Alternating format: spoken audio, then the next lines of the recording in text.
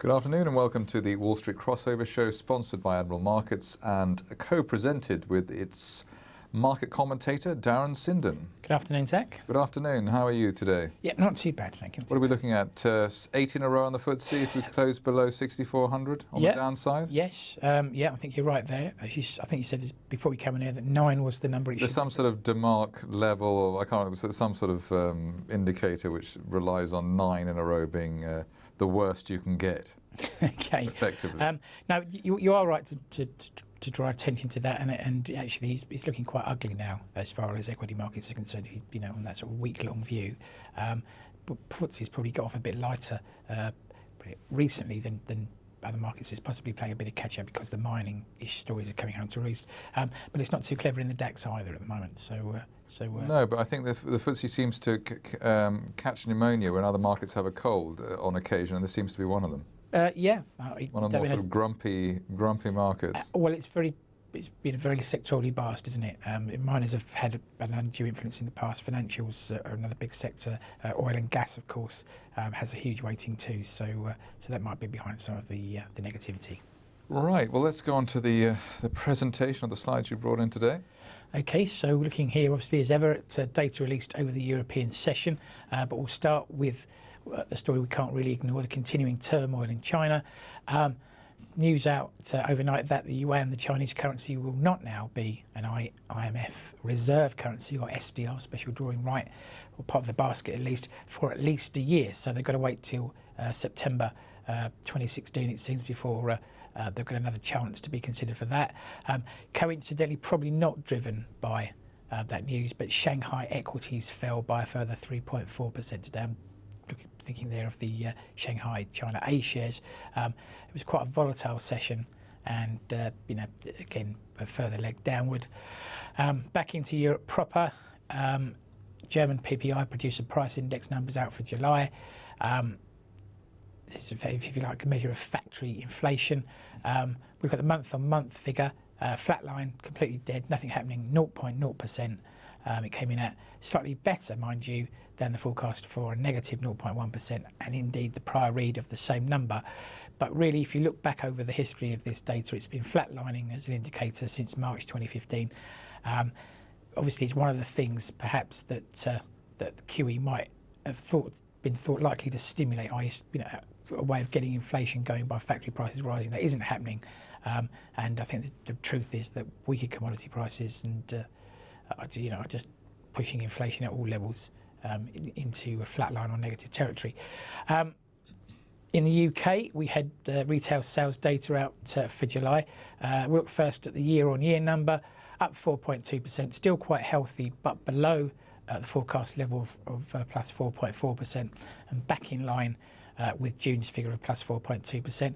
If we look on a month-on-month basis, then we're up just 0.1% for July, well below the forecast for an improvement to plus 0.4%, but slightly ahead of June's number of minus 0.1%. The truth is, though, again, if you look at the slightly longer term data for this indicator, you've got you see the year-on-year figures actually been trending lower since December 14. Obviously, there's a certain amount of seasonality. We did spike back up in Feb, but it's not a convincing story. And the other thing that caught my eye, Greece has made, or will make, if it hasn't actually delivered the money yet, a 3.2 billion euro repayment to the ECB. And what's it going to make that payment with? Well, the first of the new bailout funds. So the ECB was paying the 3.2 billion euros that it was just paid in terms of getting a bailout. Is that yes, from the new bailout giving them money. The money that they just got. Yeah, which makes no sense to me at all, but seems to have made some people happy. So there we go. Okay. Next up. Okay, a look at a couple of European movers. And first of all, we look at Dutch grocery business Ahold, ticker AMS in Amsterdam, €18.06, up around 3.2% on numbers today. Reported solid growth in both terms of sales and profits. In fact, Q2 net profits were up 33% over 2014. That wasn't that much of a surprise. The numbers were broadly in line or slightly ahead of expectations, but they certainly weren't any worse. And as viewers may recall, Ahold is attempting to merge with its Belgian rivals Delhaize. Both businesses have a significant presence in the US grocery market. Doing rather better than the UK equivalents. Yes, I think that's the point. You know, it seems that they're able to make money abroad rather than domestically. And then not a leading share anymore, but one I thought we should look at today. Kaz Minerals, the old Kazakh Mis as was, ticker KAZ in London, 172.8 pence, up 10.5%, but had been up around 17% and possibly even a bit higher than that today. Why are they better? Well, the Kazakh tenge, the Kazakh currency, was allowed to float overnight and fell by 23% versus the dollar. That move was aimed at making the Kazakh economy more competitive, and I think that's what's behind the bounce. Maybe a lesson for the Chinese to learn on that one. Well, possibly. Though I'm thinking the story through, I'm not sure it's quite the benefit that the market thinks it is for Kaz, and I wonder if the tenge could slide further, which might actually hamper a mineral exporter like. But just like caught people out, people cover their shorts maybe. Yeah, absolutely, and I think perhaps that might explain the drift off from the highs early this morning. Okay, well, let's go on to the M&A rumours and movers. Okay, right. So the Weather Channel may be up for sale. Not perhaps the most interesting topic, but it's surprising when you dig down a bit deeper into it. So currently owned by a combination of private equity of Blackstone and Bain, and the broadcaster NBC. They may be looking to divest themselves from the company that they bought for around $3.5 billion, so a decent sum, back in 2008.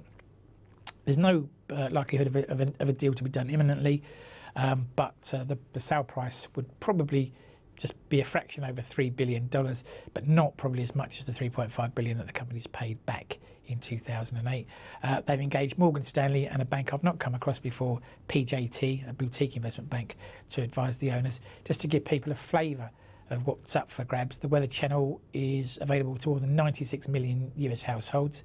It was established in 1982 and owns such popular websites as Weather Underground and has apps that are available in up to 40 languages. It's the digital assets, I think, that will be the attractive part of the business here. Their websites gather around 100 million visitors per month. The TV channel viewers, despite that deep reach, are actually quite light, but as you might imagine, they do pick up dramatically when there are major weather events in the US. Right, well, $3.5 billion. A chunky price was paid. That's all I can say. Yeah, I mean, I assume they've had some value out of it in 7 years, but I don't know for definite. But it looks like they're quite happy to let it go at the moment.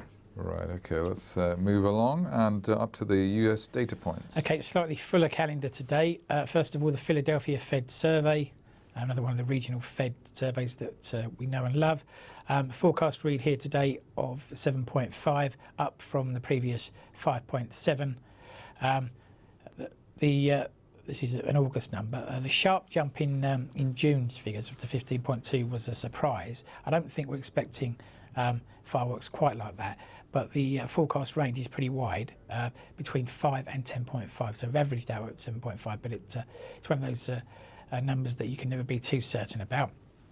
And then we've got existing home sales for July, forecast to come in here at 5.4 million existing sales versus 5.49 million the prior read, so a slight retracement. In fact, June's figure saw a jump to an 8-year high, new 8-year high, so a slight easing is, as I say, is expected today. And the one figure that perhaps could have more impact than it usually does because of the proximity of a potential interest rate rise, weekly jobless claims forecast to come in at 270,000 this week against last week's 274,000. No big surprise expected here, but just to remind viewers, a higher number means less jobs are being created or more people are unemployed, and therefore that could mean rates are lower for longer, and a lower number suggests the labour market continues to tighten. Okay, well, let's get into the pre-market movers and levels. Okay, well, a bit of a minnow these days, but one we have mentioned on the company before, on the show before, I should say, is Arch Coal, ticker ACI in the US. $2.40 pre-market, up 5.26%. That's encouraging, but the big move came yesterday when the troubled coal miner surged 55% in hours when it announced it would work with its creditors and lenders to try and avoid bankruptcy. Now, it's been $10 in recent times, so there's still a long way to go, but it shows it's not dead in the water yet, perhaps. And then NetApp Inc., that's ticker NTAP in the US, $33.37 pre-market, up around 12%. And the reason for that big move is simply that the data software group beat estimates with its recent figures, showed margin strength, which hasn't been that common in the software sector over the last couple of earnings periods, and has given strong guidance going forward, and the market likes all of that. So up 12% and could well go higher during normal trade. And then in terms of levels to watch, cash equity levels first of all here in Europe, as we discussed, it's all a bit negative this week. But 63.36 is our new downside level in the FTSE, plays 64.05. I think you mentioned 6400 as a level to be beaten on the close, hopefully. Yeah. The DAX, we're looking now at 10,530 on the downside, plays 10,610 to the upside. Again, that looks a bit sickly as an index. Not that much change in the S&P. We just tighten our range slightly, or adjust it, I should say, for yesterday's trade. But 2070 now is the downside level to watch in the S&P, plays 2085 to the upside. For the Dow, the range has widened somewhat with inconclusive price action, but 17,280 now on the downside, plays 17,408 to the upside. Massive divergence between the Europe and America at the moment. Yeah, absolutely. So something's got to give. Well, it has. I mean, and I know this. People were flagging how much the internal market in the US is responsible for basically just about half of US corporate earnings, so they're somewhat insulated from the rest of the world, but they're not immune, and that's perhaps reflected in some of the currency movements. And once again, the euro has strengthened, so we're back against the dollar, so we're back to 111.23 now on the downside, and 111.90 is the upside level. Obviously 112.00 would beckon beyond that. The Australian dollar, though, has eased itself, I guess, on the China scenario. So 72.81 now is our downside level to watch in Aussie US dollar, while 73.18 is the upside. And then in terms of dollar yen, 123.70 now our downside level, so we've lost that 124 handle for the moment, and we play 124.18 on the upside. And cable hasn't been able to regain 157. We'll see if we can to finish the week, but 156.17 for the moment on the downside, plays 156.85 to the upside. Okay, well, let's in focus slide. Okay, so returning to the China story, what are we watching today? Well, China A shares, which we started the show with, the China A share index has tested back to and briefly below the key uptrend line, or a key uptrend line as far as I'm concerned, that dates back to November. Further volatility in Chinese equities seen overnight, and as I say, that we tested back to this uptrend line for November 14, which, with a slightly tongue-in-cheek, I would say is the start of the mega rally. Price action was poor yesterday. As you can see, I've included the open, high, low, close figures there. We did trade up on the day briefly, but closed very much away from that and down near the lows. So that would be taken as negative price action. If we do move below this trend line, then perhaps we can move back to 35.44. We closed at 38.38 last night. What's interesting though is the way people look at a chart, and that's why these kind of lines are so important. My thoughts were it would test lower. My colleague immediately said, looks like a buying opportunity if it bounces. The point here is it's an inflection point, and for traders in a way ought to be agnostic about direction and all about opportunity. What might be a catalyst for a movement in either direction? Well, overnight we've got flash manufacturing PMI data from China for August. It's due out about 1:45 tomorrow morning. Forecast read is for a reading of 47.7, slightly easier than July's 47.8. But of course, both of those numbers are in contraction territory, being below the 50-point mark. So if you're staying up late, or if you're an early riser, there could be some action in China overnight. Well, I'll be staying up late for that. I think it's too exciting to miss to see if that trend line finally snaps. But I have to say, the chart doesn't actually look as bad as the sentiment we've had surrounding the market, which is maybe is a point to note. Yeah, I think that's pretty fair comment to me. No, it's held up pretty well, but then the hand of the state is possibly behind some of that support. So. Right, okay. Well, Darren Sinden, market commentator, Admiral Markets, thanks for your views and news today. That's it for the Wall Street Crossover Show. We'll be back at 1 p.m. tomorrow.